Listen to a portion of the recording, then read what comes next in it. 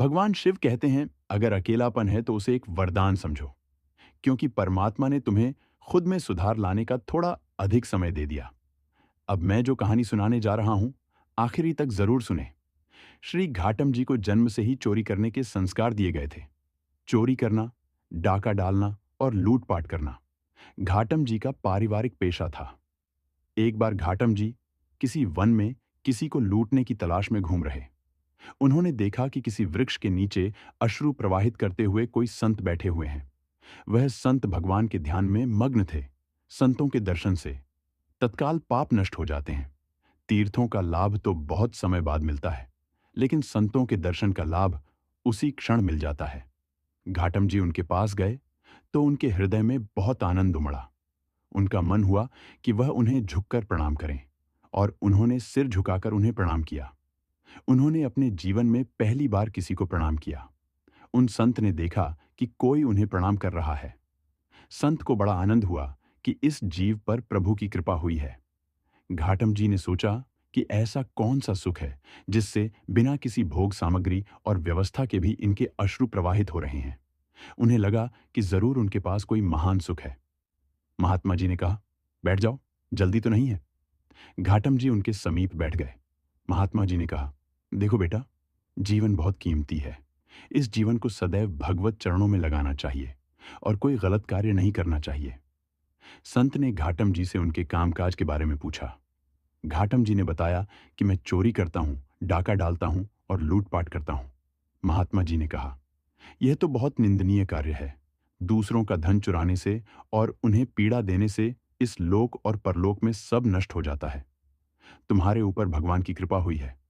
नियम लो कि तुम आज के बाद कभी चोरी नहीं करोगे। घाटम जी ने हाथ जोड़कर कहा, यह कदापि नहीं हो सकता।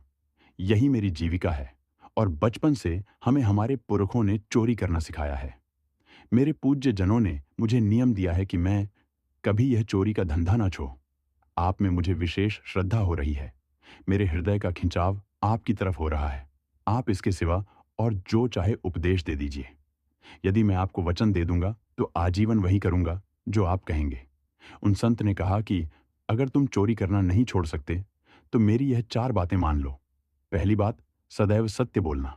दूसरी बात, साधु सेवा में रुचि रखना।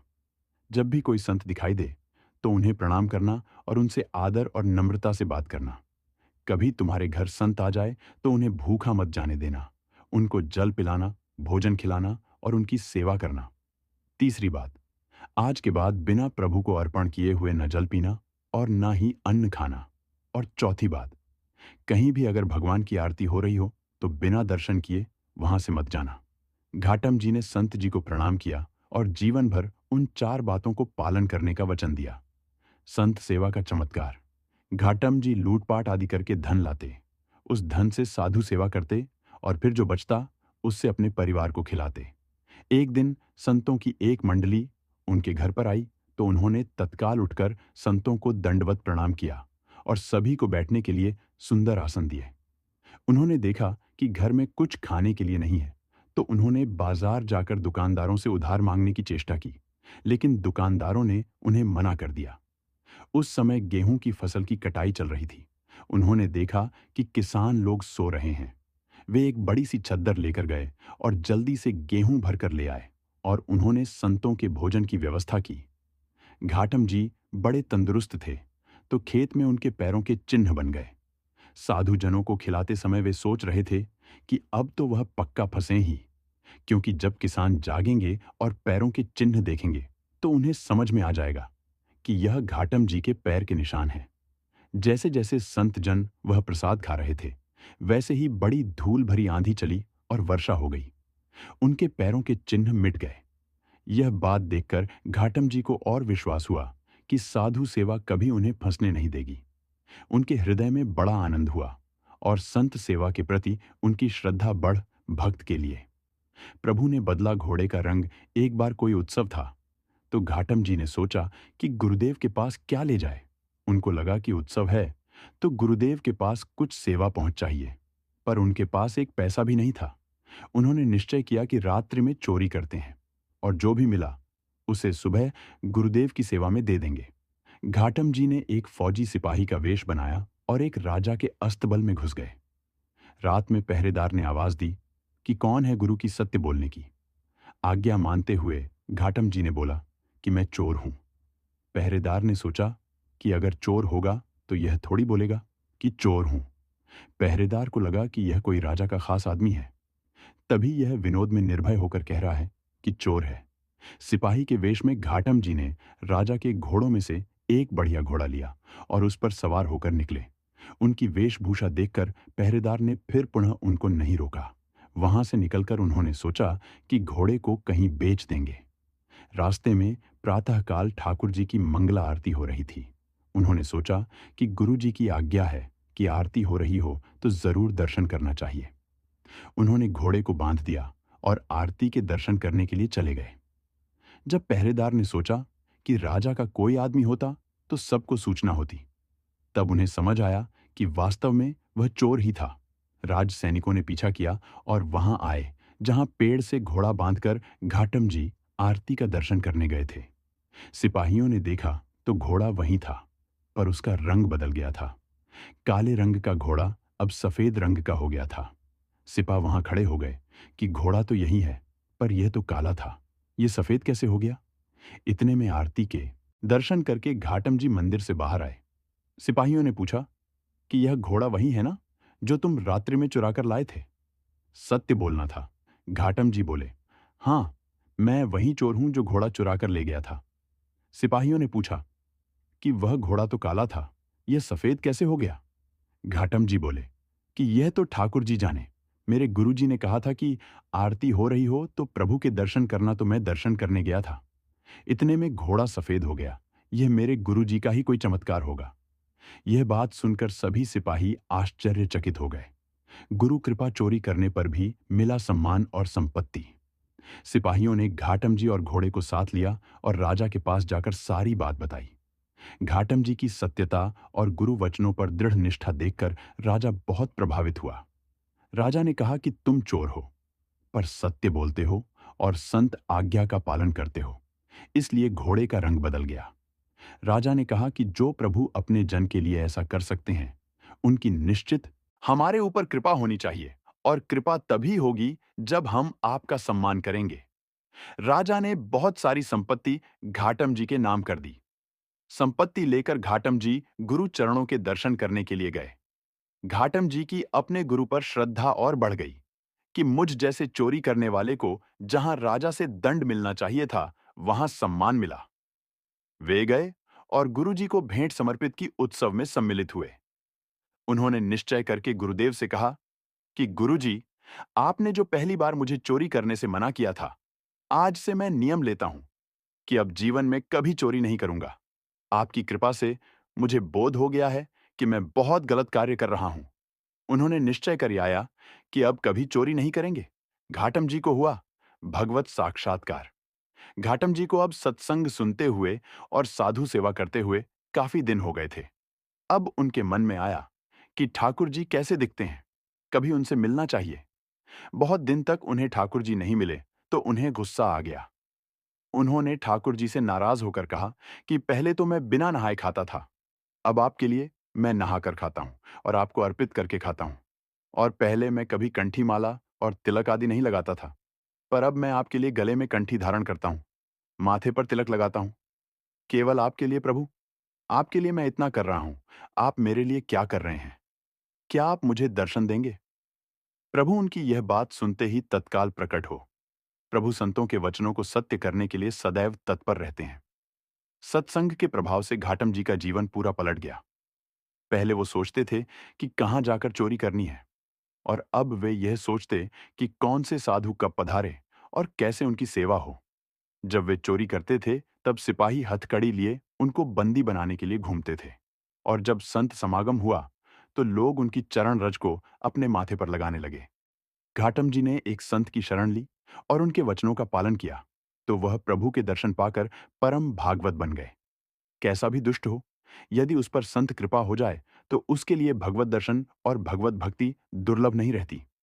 इसलिए सत्संग सर्वोपरि है। संत संग से घोर दुष्ट भी महात्मा बन जाता है।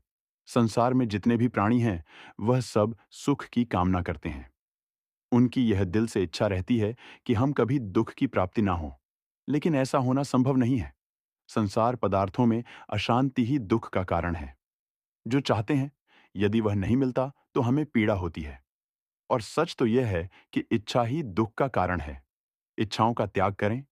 यदि इंसान कामना करना छोड़ दें और जो भी प्रभु द्वारा प्राप्त है उसी में संतुष्ट रहे, तो संतोष के कारण दुख की निवृत्ति हो जाएगी।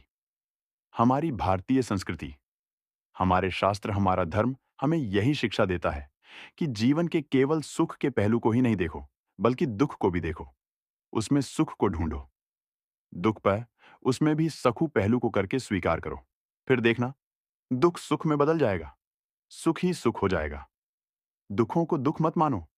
तुम्हारे चेहरे से, तुम्हारी बातों से, तुम्हारे हाव भाव से दुनिया वालों को पता चल जाएगा कि तुम दुखी हो, तो लोग तुम्हारे ऊपर हंसेंगे और तुम्हारा नुकसान करना चाहेंगे।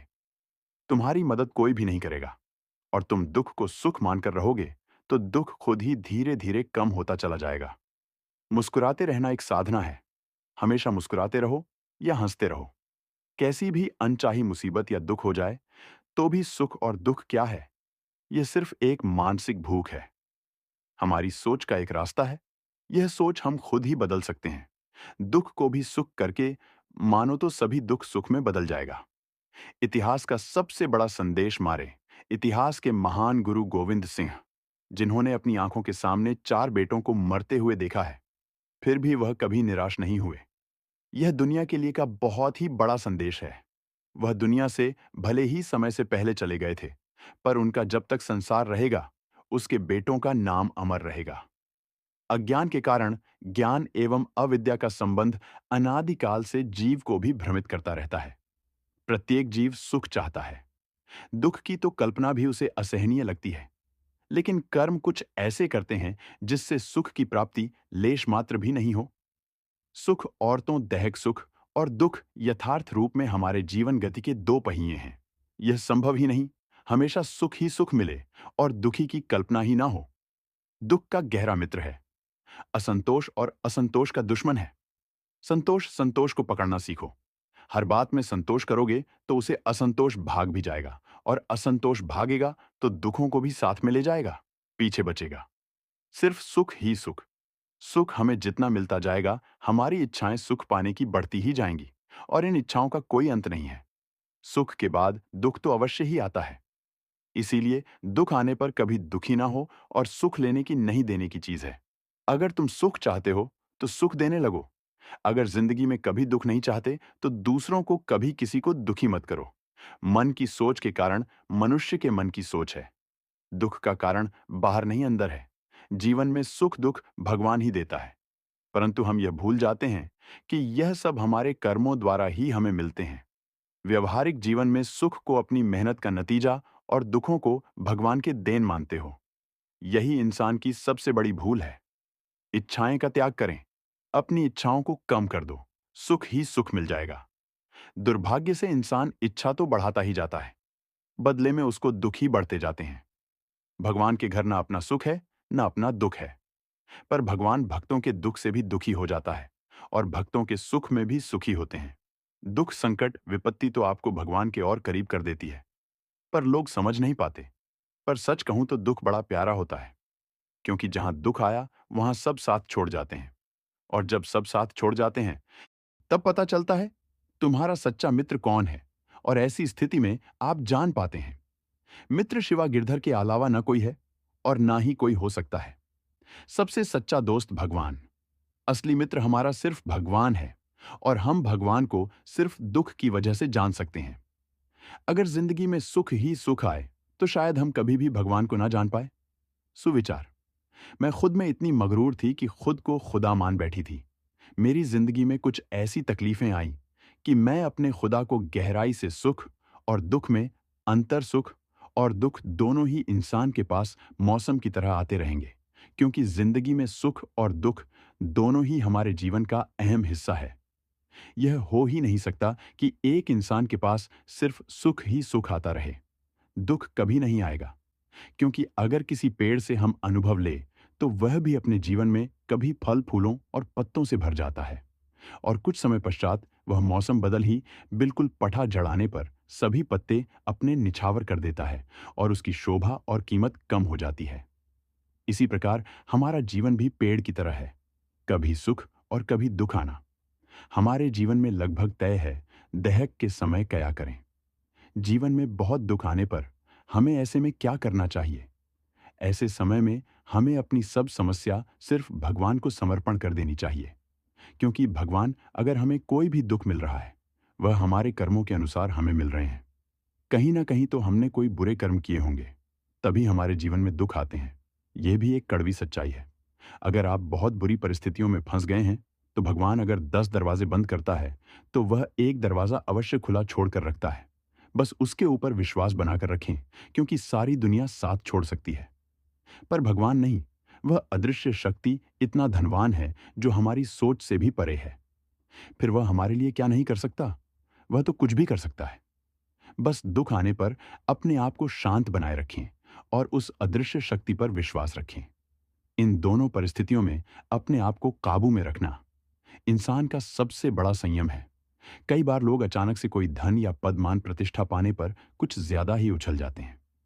उनको लगता है शायद धरती पर मैं कोई खास इंसान हूं जो मुझे ये सब मान सम्मान में मिला है।